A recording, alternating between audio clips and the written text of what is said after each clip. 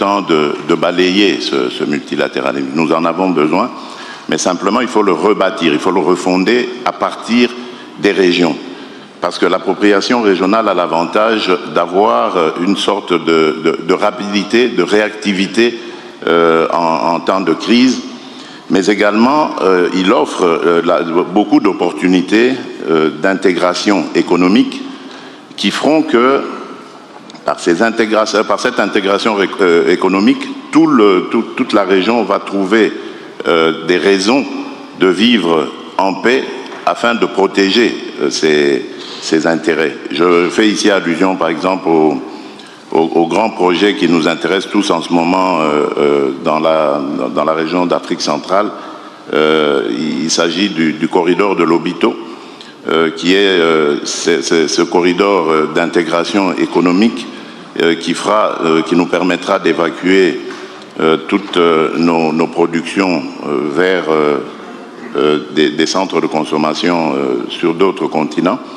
Et cela démontre évidemment un intérêt que tous ces pays ont à vivre en paix, stable et en tenant compte évidemment des intérêts de chacun. C'est très important, je pense, d'aller sur cette voie d'intégration régionale parce qu'elle permet d'aborder les problèmes en connaissance de cause. Dans la région, les pays généralement vivent ensemble, se connaissent. Il y a une approche humaine et culturelle qui fait que tous les problèmes peuvent être abordés de manière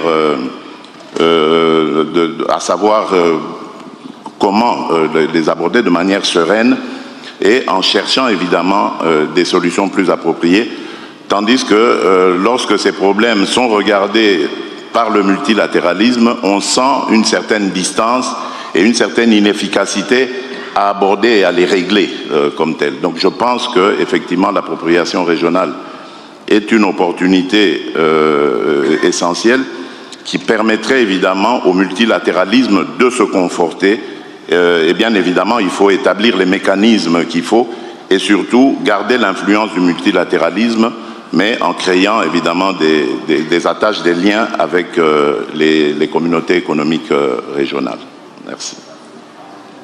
Okay, multilateralism is important, but the regional knowledge can help multilateralism achieve what both the region and maybe the international community sees as a collective aim. I think that's the main message, Mr. President. Absolument. Okay, thank you very much indeed, Your Excellency. President of Burundi, the floor is yours. President Ndayishimiye. Don't forget to press the button, please.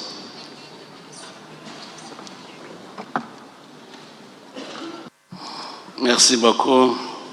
D'abord, je voudrais me joindre aux autres pour remercier le président Erdogan qui a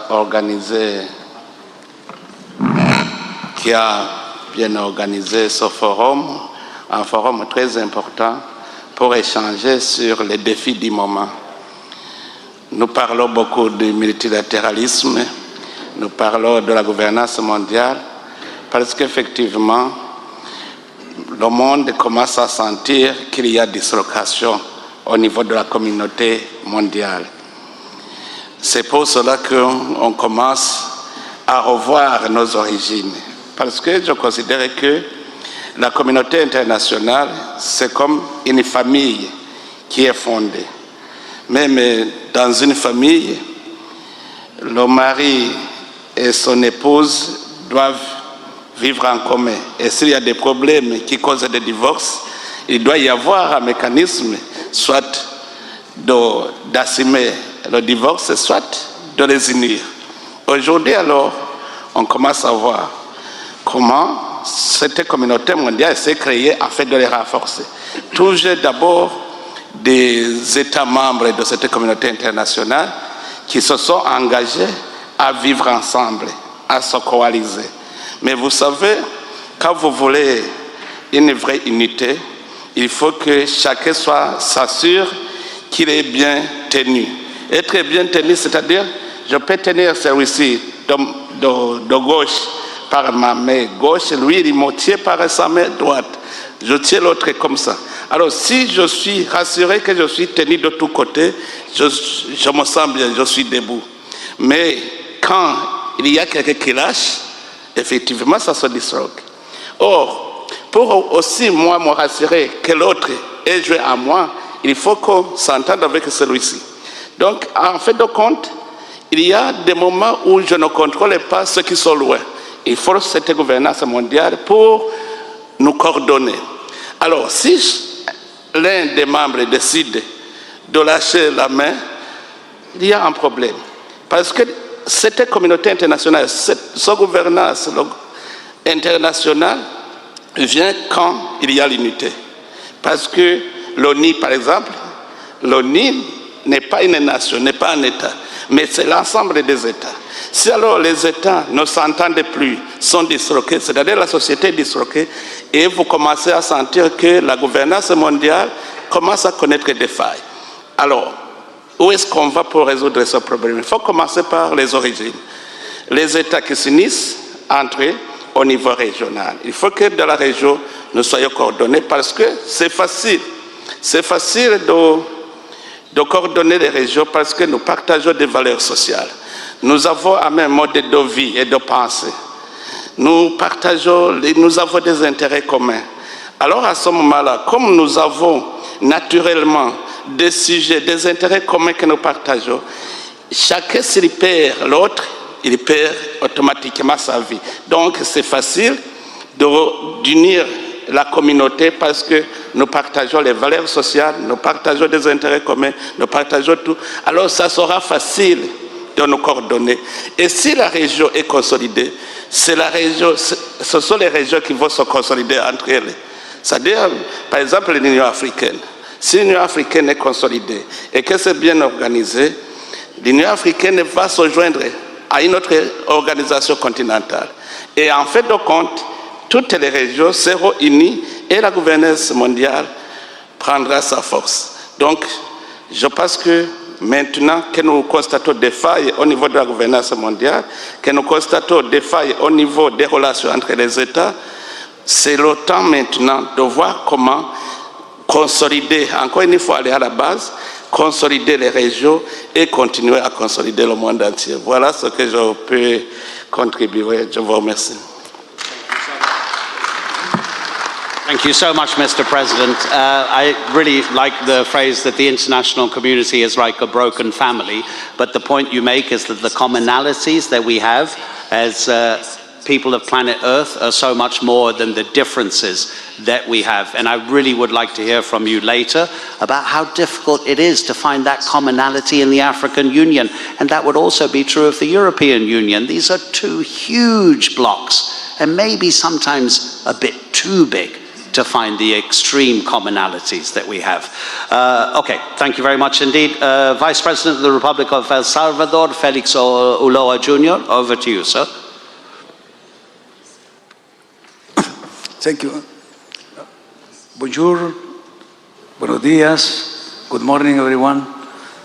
On behalf of El Salvador people and the government of President Bukele, we would like to thank the President and of course the Vice President of Turkey for having us here and give us the opportunity to share with you some reflection on the subject that has convened us this morning.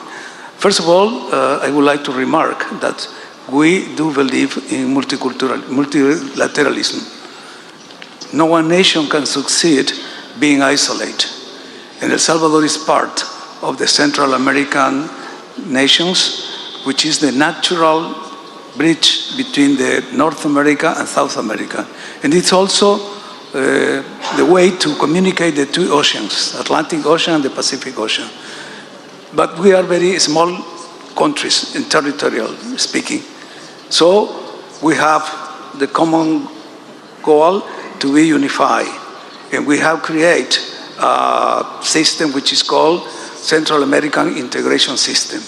It was created under a protocol in 1991, meaning 33, 34 years ago. And in that way, we tried to respond of the civil wars that was affected our nation in the 80s of the last century.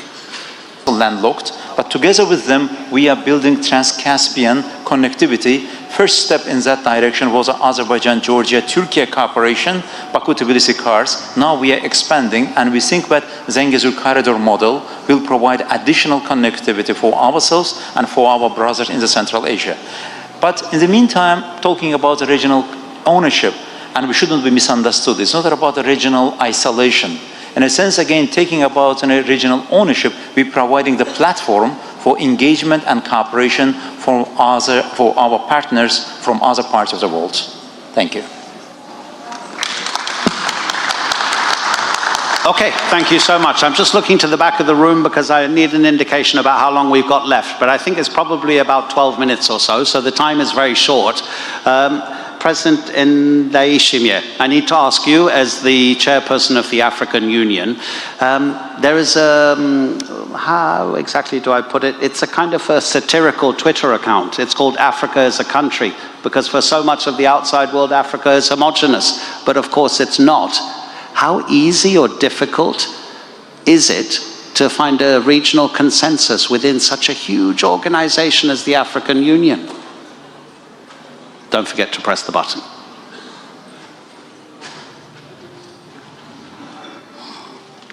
Merci. Je crois que c'est possible parce qu'effectivement, même les États membres de l'Union africaine ont déjà constaté qu'il y a aussi des points d'inefficacité dans la gouvernance de l'Union africaine. C'est ainsi que nous sommes en train d'opérer des réformes. On a mis en place une équipe qui est en train d'analyser comment opérer des réformes afin de rendre efficaces les institutions de l'Union africaine. Mais aussi, ce que je constate, cette possibilité, c'est que l'Union africaine est devenue aussi coordinateur des communautés économiques et régionales. Vous voyez que l'Union africaine a des communautés économiques et régionales, et ces communautés partagent ces intérêts communs dont j'ai parlé. Par exemple, l'exemple que je peux donner, c'est l'autorité du lac Tanganyika. La République démocratique du Congo, le Burundi, la Tanzanie, la Zambie partagent le lac Tanganyika. Et nous avons vu que c'est un lac, d'abord un lac le plus profond du monde après le lac Baïkal, mais aussi c'est la première réserve d'eau douce. Et ça contient des poissons, beaucoup d'espèces de poissons. Donc ensemble, nous pouvons exploiter à l'intérêt de nous tous ce lac. Mais cette autorité, mais aussi peut donner l'intérêt. Ce que nous trouvons dans le lac Tanganyika peut servir à d'autres États. C'est-à-dire finalement, les communautés régionales vont se coordonner, mais aussi travailler sous coordination de l'Union africaine, et j'ai trouvé que c'est l'efficace. Il y a aussi pour des questions de paix et de sécurité, il y a l'architecture pour la paix et la sécurité en Afrique. Cette architecture aussi pourra aider à ce que les États retrouvent la paix. Il y a des conflits entre les États, il y a des conflits internes aux États.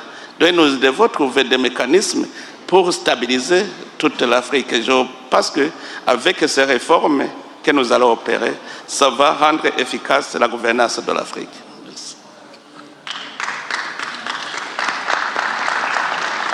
President Tchisekedi, you wanted to say something? Oui, bien sûr. Merci.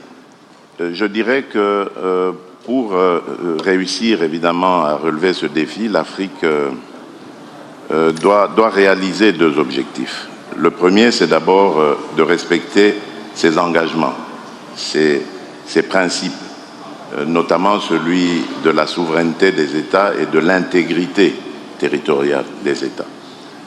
Ensuite, c'est celui de réaliser les objectifs qu'il s'est fixés. Et ici, je fais référence à cette initiative dans laquelle j'ai engagé mon pays et sur laquelle d'ailleurs plusieurs pays africains se sont engagés, ont ratifié évidemment cet accord. C'est l'accord de la ZLECAf, la zone de libre-échange continentale.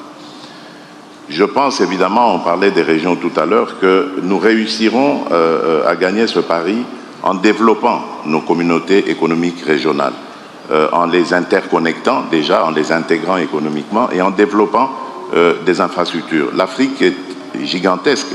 La République démocratique du Congo, à elle seule, représente à peu près toute l'Europe de l'Ouest, vous vous imaginez, y compris le Royaume-Uni.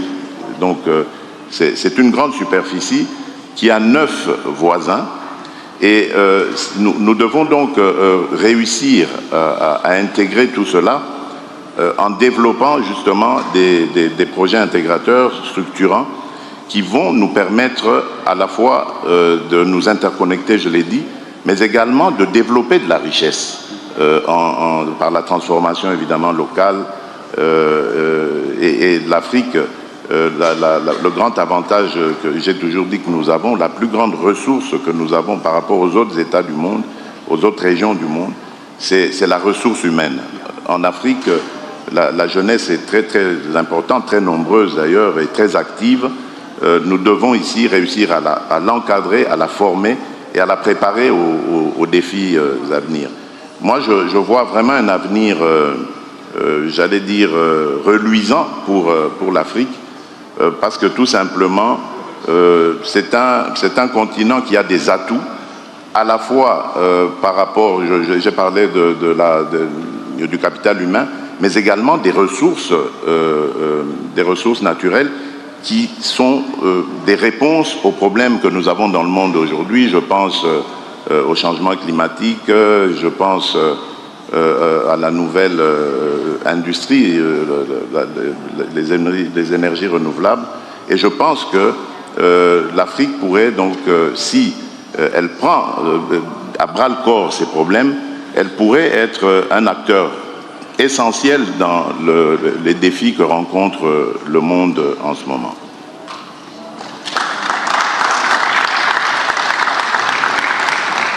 This is utterly critical, the human resource and the natural resources that Africa has, and the way the outside world is looking that it wants some of it. But Africa's ownership will be critical, as you say, both of you, Mr. Presidents, to the future of your continent. I have a very dear friend who's from Nairobi. We have 5 minutes left. He flies from London to Nairobi 3 times a year. He says, you can't imagine, Adnan, most of my flight is over Sudan. I mean, Africa is huge, as you say. Okay, you see the clock, gentlemen, we have 8 minutes. So let's be brief if we can. This question to the 2 countries who are just on the outside of the European Union, but could in the future be. So that's for the Vice President of Turkey and the Prime Minister of Serbia. Let's start with you. Your Excellency, Cevdet Yilmaz, in terms of, do you see the EU as being mostly of economic benefit or something more? Actually, let me start by emphasizing that being independent does not mean to be isolated. I mean, a sovereign nation is at a position to decide on its own connections. It doesn't mean to be isolated from regional or global structures. That is very important. In that context, we have to respect the territorial integrity and sovereignty of all nations. But to make it more effective, we have to, of course, combine it with abilities, capacities to make their own decision in their own best interest. In that sense, I believe that connectivity is very critical. Connectivity in trade, investment, in energy, in new technologies, digitalization, on the one hand, we have these conflicts, we have this, pessimistic outlook for the global environment, but on the other hand, we also have this prospect, new opportunities for new connectivities. And in that sense, in our region, we are very much looking forward for a peace in Caucasia, Southern Caucasia, that will connect Europe with Central Asia, strengthen the middle corridor. We are also looking forward to establish a development road from Turkey all the way down to Persian Sea, connecting Gulf countries to Europe and to rest of the world in an alternative channel. And also Syria, with its new stability, gives us new opportunities for logistics in transport, in energy, in many other respects. And in all these conditions, European Union, I believe, can play a more active role. I do believe that its economic power is not transformed into political power as much as it deserves, actually. And I believe that a connection, a stronger relation between Turkey and Europe will be a win-win situation for Turkey and Europe and for the rest of the world, because Europe is based on these principles of peace, prosperity, more welfare for the people, and also a fairer international environment. That's why I believe that Europe needs more leadership. Europe needs more political, capability to reshape the debates in our world. And in that sense, Turkey is ready to work with all regional blocs, including, of course, Europe, which is very special for us. And as we are in between three continents, Asia, Europe, and Africa, we are also in a position to play a very positive role in that direction. Thank you. Well, of course, Turkey is already in a customs union with the European Union, so there is a way to have regional ownership without a complete kind of subjugation of your own national interests for those of the greater good of the collective.